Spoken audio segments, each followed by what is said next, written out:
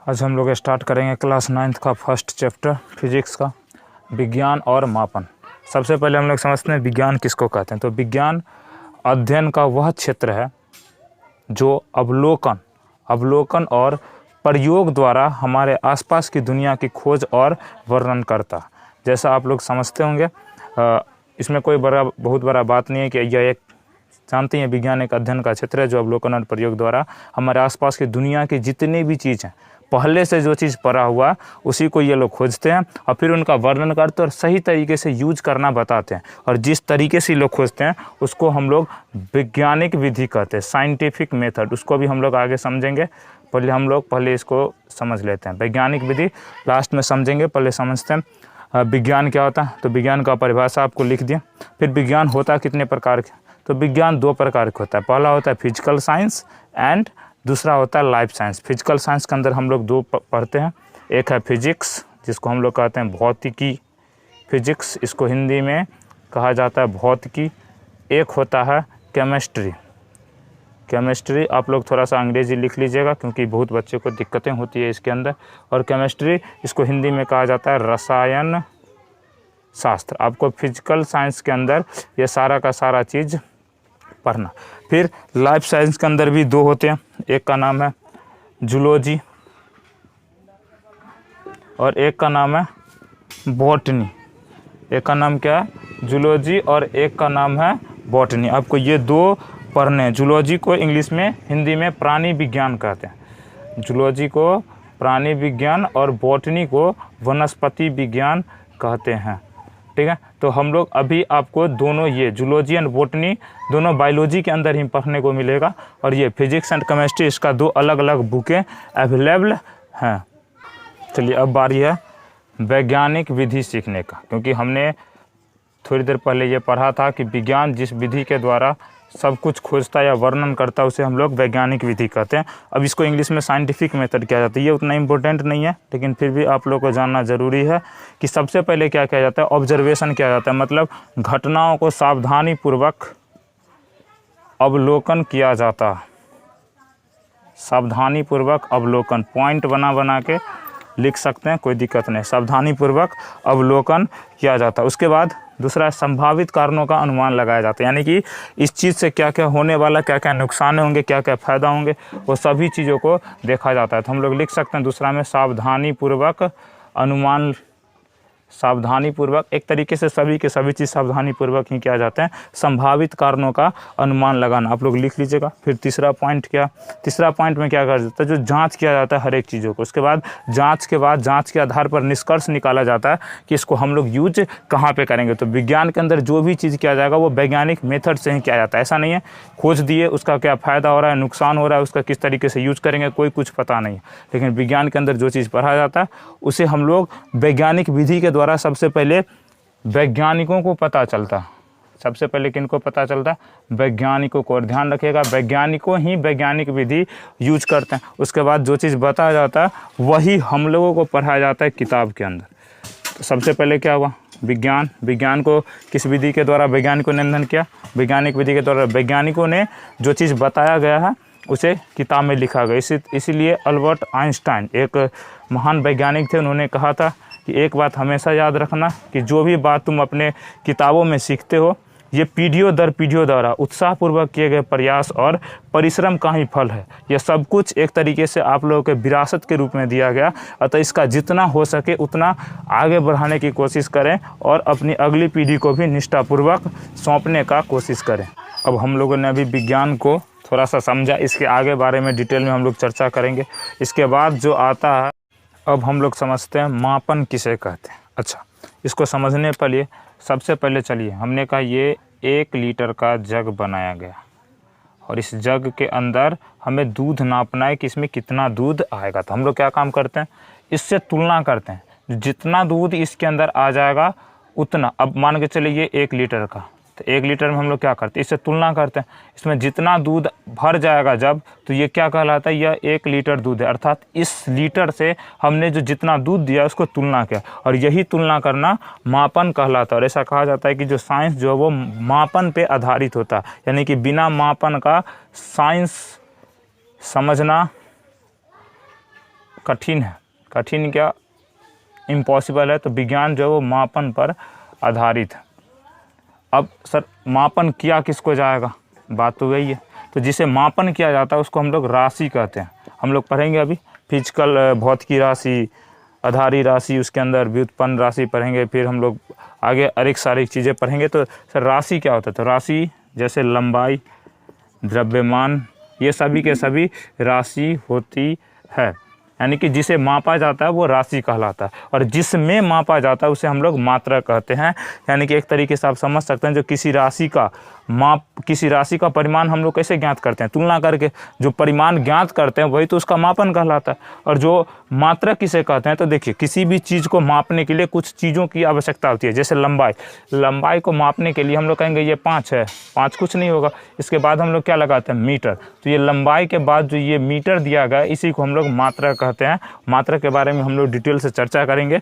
इससे पहले कि हम लोग थोड़ा सा राशि के बारे में समझ ले, जो राशियाँ होती क्या है, हम लोग चर्चा करेंगे डिटेल में मात्रा का। पहले हम लोग समझ लेते हैं राशियाँ किसे कहते हैं। चलिए अब हम लोग समझते हैं भौतिक राशियाँ किसे कहते हैं। तो भौतिकी के नियम को जिस पद में व्यक्त किया जाता है, अब समझिए, ये जैसे ये मार्कर है अपना, अब ये मार्कर क्या है, यह भी एक वस्तु। अब ये है क्या, एक्चुअली में ये है क्या, यह एक प्रकार का लंबाई है। तो लंबाई जो है यही राशियाँ कहलाती है, अभी हमने थोड़ी देर पहले पढ़ा था। ये क्या है, भौतिक के नियम है, और इसको जिसमें मापते हैं उसको हम लोग क्या कहते हैं, मात्रा कहते हैं। तो भौतिक राशियाँ उसे कहते हैं जिसके भौतिकी के नियमों को जिन पदों में व्यक्त किया जाता है उसे हम लोग भौतिक राशियाँ कहते हैं। लिख लीजिएगा, भौतिकी के नियमों को जिन पदों में व्यक्त किया जाता है उसे हम लोग भौतिक राशियाँ कहते हैं। देखिए, भौतिकी के नियमों को जिन पदों में व्यक्त किया जाता है उसे ही हम लोग भौतिकी राशियाँ कहते हैं। अब जैसे एग्जाम्पल में लंबाई, द्रव्यमान, समय और बल, ये भी 2 प्रकार के होते हैं, क्योंकि इसमें एक वो है जिसे तो स्वतः ही निकाला जाता है। जैसे एग्जाम्पल में लंबाई, लंबाई को हम लोग क्या करते हैं, मापते हैं और निकाल देते हैं, कहते हैं जी ये 5 मीटर है। द्रव्यमान, इसको हम लोग क्या काम करते हैं, नापते हैं, मापते हैं और लिख देते हैं जो ये 1 kg है। लेकिन ज़रा सोचिए बल, अब बल को निकालने के लिए हम इसको, बल को किस तरीके से मापते हैं, बल को तो मापा ही नहीं जाता। बल को निकालने के लिए फॉर्मूला होता है F = ma, अर्थात द्रव्यमान और गुने त्वरण, एक्सेलरेशन, मास इंटू एक्सेलरेशन होता है इसका फार्मूला। तो यहाँ पे देखिए, बल निकालने के लिए हमको 2 चीज़ों की आवश्यकता हो, द्रव्यमान और त्वरण। तो भौतिक राशियाँ दोनों में मिली हुई रहती है, लेकिन जब इसको बांटा जाता है तो ये 2 प्रकार में बढ़ता है। पहला को हम लोग कहते हैं मूल राशियाँ, या फिर इसे आधारी राशियाँ भी कहते हैं, और दूसरा होता है व्युत्पन्न राशियाँ। चलिए अब हम लोग इसको समझते हैं कि भौतिक राशियाँ 2 प्रकार की होती हैं, पहला मूल राशियाँ और दूसरा व्युत्पन्न राशियाँ। हमने अभी जस्ट ही बताया था कि मूल राशियाँ स्वतंत्र होती है। स्वतंत्र होती है का मतलब इसको मापने के लिए हमें किसी और अन्य राशियाँ की ज़रूरी नहीं होती है। दूसरा क्या लिखेंगे, एग्जाम्पल के तौर पर जैसे द्रव्यमान हो गया, उसके बाद क्या होगा, समय हो गया। समय को नापने के लिए हम लोग कुछ करते हैं, घड़ी देखते हैं, बता देते हैं, ठीक है, समय हो गया। उसके बाद आपका हो गया लंबाई हो गया, लंबाई को भी क्या करते हैं, मापते हैं और लिख देते हैं। इसे अन्य राशियों की ज़रूरी नहीं होती है। लेकिन जब हम लोग व्युत्पन्न राशि की बात करते हैं तो ये राशि मूल राशि पर निर्भर होती है। ये राशि किस पर निर्भर होती है, मूल राशि पर निर्भर होती है, मूल राशियों पर निर्भर होती है। और दूसरी अगर हम लोग बात करें तो इसका एग्जाम्पल में बल को हम लोग कैसे निकालते हैं, द्रव्यमान गुने त्वरण, F = ma, क्षेत्रफल। हम लोग क्षेत्रफल निकालने के लिए क्या करते हैं, क्षेत्रफल का फार्मूला क्या होता है, इसको थोड़ा डिटेल में हम लोग समझते हैं। क्षेत्रफल निकालने के लिए चाहे किसी भी चीज़ का क्षेत्रफल, हमें 2 मूल राशियों का जरूरी पड़ती है। जैसे एग्जाम्पल में आयत का क्षेत्रफल बराबर क्या होता है, L × B, यानी कि लंबाई गुने चौड़ाई होता है। क्षेत्रफल बराबर क्या होता है, लंबाई गुने चौड़ाई। यहाँ पे लंबाई क्या, तो मूल राशि है, क्योंकि लंबाई को नापने के लिए हम लोग क्या करते हैं, स्केल लाएं, मीटर लाएं, या फिर जो नापने वाला होता है फीट, उसको लाएं और नाप के लिख देते हैं, और फिर चौड़ाई को भी लिख देते हैं। लेकिन क्षेत्रफल निकालने के लिए हमको इस दोनों चीज़ की ज़रूरी हो रही है। समझिए, दोनों में फ़र्क है। मूल राशियाँ ये स्वतंत्र होती है, किसी अन्य राशि पर निर्भर नहीं करती, इसको आप लोग नॉर्मली नाप सकते हैं। लेकिन जो व्युत्पन्न राशियाँ होती हैं, इसको मापने के लिए आपको 2 मूल राशियाँ की आवश्यकता होंगी। तो मूल राशि और व्युत्पन्न राशि में फ़र्क समझ। अच्छा, एक और बात, यहाँ पे मात्रकों की बात आती है, क्योंकि इसको मापेंगे किस में, मापा जाता है मात्रक में। अच्छा, जो मूल राशि का मात्रक होता है, जैसे द्रव्यमान का जो मात्रक होता है वो क्या होता है, kg।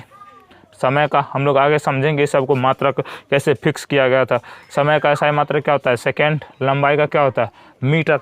तो ये मूल राशि का मात्रक मूल मात्रक कहलाता है, मूल राशि की मात्रक मूल मात्रक, और व्युत्पन्न राशि की जो मात्रक है वो व्युत्पन्न मात्रक कहलाता है। ये बात आपको ध्यान रखनी है, एक ही बार में दोनों चीज़ याद हो जाना चाहिए। अच्छा अब बताइए मूल मात्रक का परिभाषा क्या होगा।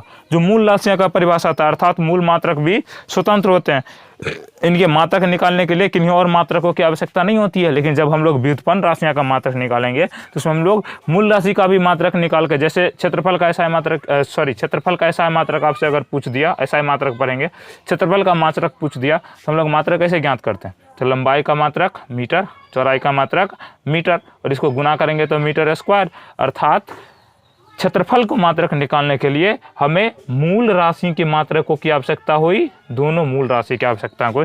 तो ये स्वतंत्र हुआ व्युत्पन्न मात्रक नहीं। तो ध्यान रखिएगा मूल राशि का जो मात्रक होती है वो मूल मात्रक कहलाती है, और व्युत्पन्न राशि की जो मात्रक होती है वो व्युत्पन्न मात्रक कहलाती है। इसे मूल राशि को आधारी राशि भी कहा जाता है। तो थोड़ा क्या कहते हैं उसको, समस्या में नहीं पड़िएगा आप लोग कि आधारी राशि कहाँ चला गया, मूल राशि कैसे आ गया। तो ये दोनों बात बराबर है, क्योंकि अधिकतर किताब आधारी राशियाँ छापती है मूल राशि की जगह पे। चलिए देखिए अब मूल मात्रक ये भी स्वतंत्र होते हैं, इसे भी किसी अन्य चीज़ की ज़रूरी नहीं होती है। सर एक मिनट, ये आया कहाँ से मूल मात्रक? जब राशियाँ थी पहले किसी को पता नहीं था तो इसका मात्रक दिया कौन? अच्छा हम डिटेल में चर्चा करेंगे। उसके लिए एक सम्मेलन बैठाया गया था, 11वीं तौल एवं माप के सम्मेलन, उसमें हम लोग पूरी तरीके से चर्चा करेंगे, जिसमें 6 SI यूनिट और एक बाद में SI यूनिट फिक्स किया गया था, वो सब की डिटेल में चर्चा करेंगे। पहले यहाँ समझिए मूल मात्रक किसको कहते हैं। मूल मात्रक वो मात्रक जो स्वतंत्र होते हैं। अपना लिखते चलिएगा किसी कॉपी के नोट्स पे, अगर थोड़ा जल्दी लगे तो हम यहाँ पे रिवीजन करवा रहे हैं, इसलिए आप अपने कॉपी पेन निकाल कर उसको लिखते चलिएगा। मूल मात्रक स्वतंत्र होते हैं। दूसरा जैसे द्रव्यमान क्या मूल राशियाँ, तो मूल राशियाँ का मात्रक मूल मात्रक कहलाती है, ये भी आप लिख सकते हैं, इसमें कोई दिक्कत नहीं है। तीसरा इसे ज्ञात करने के लिए किसी अन्य मात्रकों की आवश्यकता नहीं होती है। लेकिन व्युत्पन्न मात्रक, अब एग्जाम्पल के तौर पे ये स्वतंत्र नहीं होते हैं, तो स्वतंत्र नहीं होते तो इसको निकाला कैसे जाता? तो इसे निकाला जाता है मूल मात्रक की सहायता से। जैसे अगर हम लोग एग्जाम्पल में बल का देखें तो बल का हम लोग निकालते हैं, तो बल बराबर फार्मूला क्या होता है m इंटू ए, मास का kg, और एक्सेलरेशन का क्या होता है SI मात्रक मीटर प्रति सेकेंड स्क्वायर होता है कि नहीं होता है, एक्सेलरेशन का मीटर प्रति सेकेंड स्क्वायर। तो हम लोग जब इसको निकालते हैं तो ये हो जाता है kg मीटर प्रति सेकेंड स्क्वायर, और इसी को हम लोग वैज्ञानिक के सम्मान में न्यूटन कहते हैं, क्योंकि न्यूटन सर ने ही बल का सबसे पहले खोज किया था। दूसरा में क्षेत्रफल देखिए, क्षेत्रफल का फार्मूला हम लोग कैसे निकालते, जैसे आयत का क्षेत्रफल ही ले लीजिए, आयत का क्षेत्रफल बराबर होता है L इंटू बी, अर्थात लंबाई गुने चौड़ाई। तो लंबाई का मात्रा क्या होता है मीटर, और चौड़ाई का भी क्या होता है मीटर, और जब इसको हम लोग गुना करते हैं तो मीटर इंटू मीटर क्या होगा मीटर स्क्वायर। तो क्षेत्रफल का क्षेत्रफल का मात्रा क्या निकला मीटर स्क्वायर, बल का मात्रा क्या निकला kg मीटर प्रति सेकेंड स्क्वायर। तो देखिए यहाँ पे बल का जब निकाल रहे थे तो हमको मास का मात्रक और एक्सेलरेशन का मात्रकों की आवश्यकता हुई। इसका कहने का मतलब है जो इसका जो मात्रक होती है ये स्वतंत्र नहीं होती है, ये मूल मात्रक पर डिपेंड करते हैं। जैसे एग्जांपल के तौर पे आप क्षेत्रफल का भी समझ सकते हैं। क्षेत्रफल में क्या हो रहा है लंबाई और चौड़ाई है, तो लंबाई का SI मात्रक हम लोग मीटर लिए, चौड़ाई का भी तो मीटर ही होता, तो meter into meter meter square. अर्थात क्षेत्रफल का मात्रक निकालने के लिए हमको इसका मात्रक और इसका मात्रक अर्थात मूल राशियों की मात्रकों की आवश्यकता होती है। चलिए अब आते हम लोग मात्रकों की पद्धति पे। मात्रकों की पद्धति किसे कहते हैं, तो इसको ध्यान से समझने की ज़रूरी है, क्योंकि इसी के अंदर हम लोग पढ़ेंगे CGS सिस्टम, उसके बाद FPS सिस्टम, उसके बाद MKS सिस्टम, और फिर हम लोग आएंगे मात्रकों की अंतर्राष्ट्रीय पद्धति यानी कि इंटरनेशनल यूनिट्स के अंदर आएंगे। तो सबसे पहले समझते हैं मात्रकों की पद्धति क्या था। अभी हम लोगों ने कितने प्रकार की मात्रक पढ़ी है, तो एक था मूल मात्रक जो कि स्वतंत्र होता, और एक था व्युत्पन्न मात्रक जो कि मूल मात्रक पर डिपेंड होता था। और जब इस दोनों को हम लोग एक साथ पढ़ते हैं तो यही कहा जाता है मात्रकों की पद्धति। बात समझ में आ गया, यानी कि सभी प्रकार की राशियों के लिए मात्रकों के पूरे समूह को, यानी कि जितना भी मात्रक है उन सभी के समूह को हम लोग मात्रकों की पद्धति कहते हैं। सर पूरे विश्व में अभी तक कितने पद्धति चलते हैं? तो सबसे पहला जो पद्धति चलता वो था पहले फुट पाउंड सेकंड पद्धति। फुट पाउंड सेकंड पद्धति, इसको इंग्लिश में कहें तो इसको शॉर्ट फॉर्म में FPS सिस्टम भी कहा जाता है। F से क्या हुआ फुट, P से पाउंड और S से सेकेंड। सर इसमें क्या किया जाता था? तो इसे क्या किया जाता था? लंबाई को फुट में मापा जाता था। नोट्स बना के लिखते चलिएगा फर्स्ट पॉइंट में इसके अंदर कि इस पद्धति के अंदर क्या किया जाता था? लंबाई को फुट में मापा जाता था, अर्थात लंबाई का मात्रक फुट था। फिर इसका मतलब सर द्रव्यमान को पाउंड में मापते थे। बिल्कुल सही है, हम लोग पाउंड में द्रव्यमान को मापते थे, अर्थात द्रव्यमान का मात्रक क्या होता था? पाउंड होता था। और समय का मात्रक जो था वो सेकंड हुआ करता था।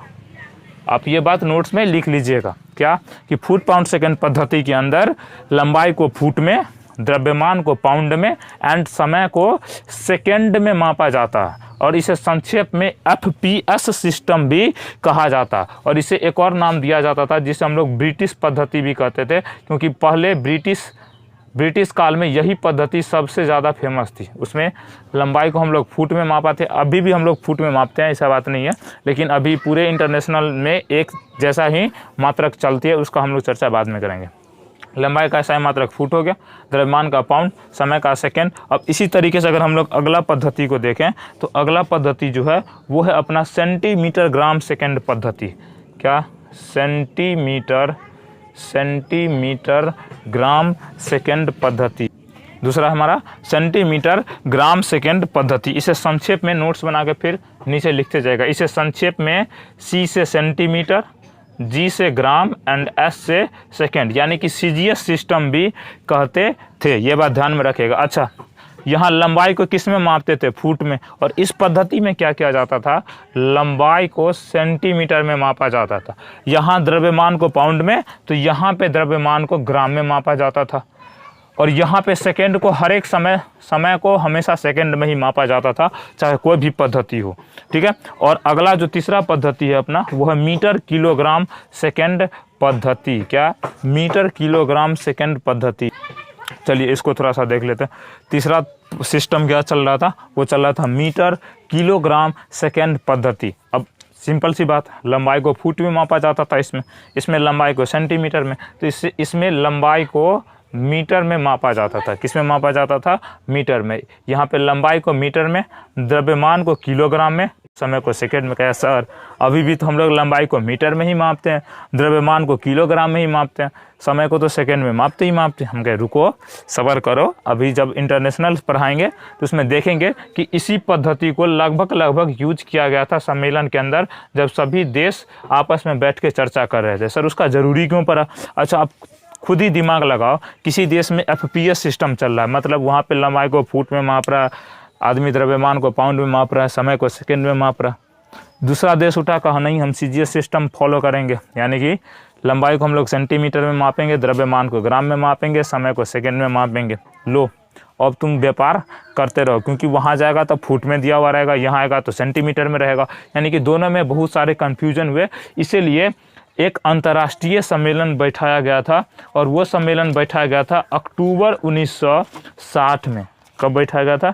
अक्टूबर 1960 में पेरिस नामक शहर पर बैठाया गया था। चलिए थोड़ा चर्चा करते हैं उसके बारे में। अब चलिए अब हम लोग समझेंगे जो एक्चुअली में जब सम्मेलन बुलाया गया था, क्योंकि हमने पढ़ा था कि 11वीं तालिब माप के सम्मेलन में सभी मात्रकों को एक साथ यानी कि अंतर्राष्ट्रीय तौर पे लागू किया जाना था। इसके लिए एक सम्मेलन बैठाया गया था, और ये सम्मेलन हुआ था, याद रखेगा, अक्टूबर 1960 यानी कि अक्टूबर 1960 में पेरिस के निकट सेवरे नामक स्थान पर हुआ था। लिख लीजिएगा कहाँ पे हुआ था?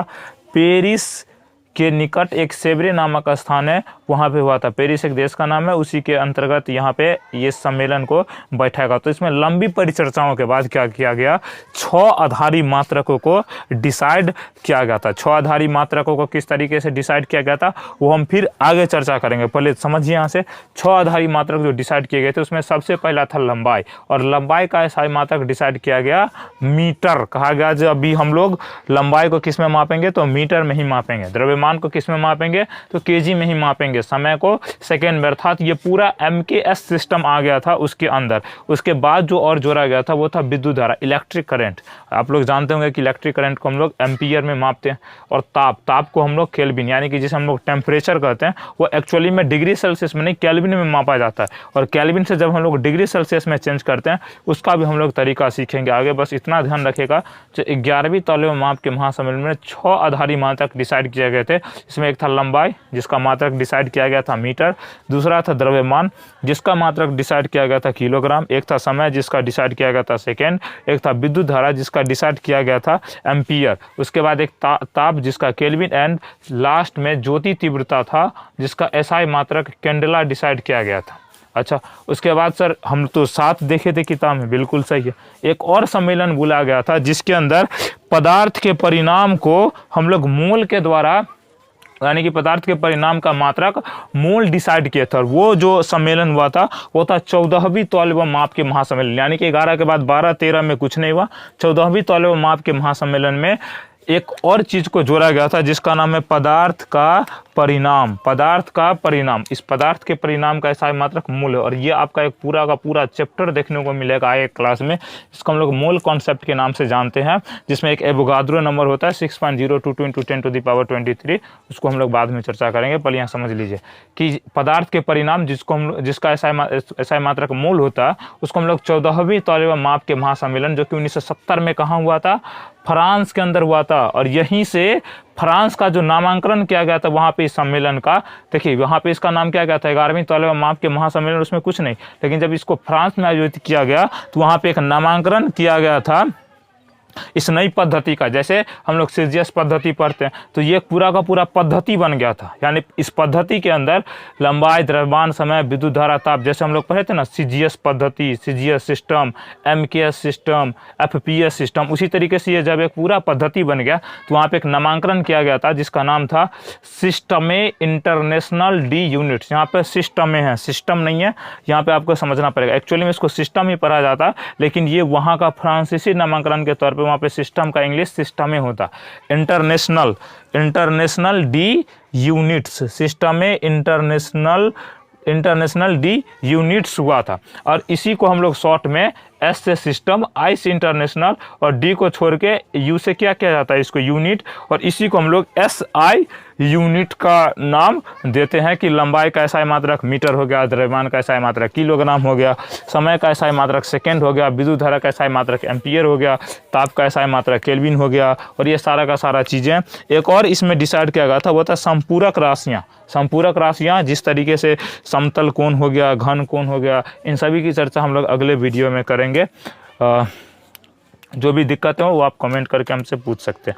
बाद बाकी इसका जो थोड़ा सा बचा हुआ वो हम लोग अगला अथी में देखेंगे, वीडियो में देखेंगे कि उसके अंदर SI मात्रक किस तरीके से और चीज़ों का ज्ञात किया जाता है, मूल राशियाँ का, उसमें टेम्परेचर किस तरीके से निकाला जाता है, सारे के सारी चीज़ों को हम लोग अगले वीडियो में देखेंगे। Thank you.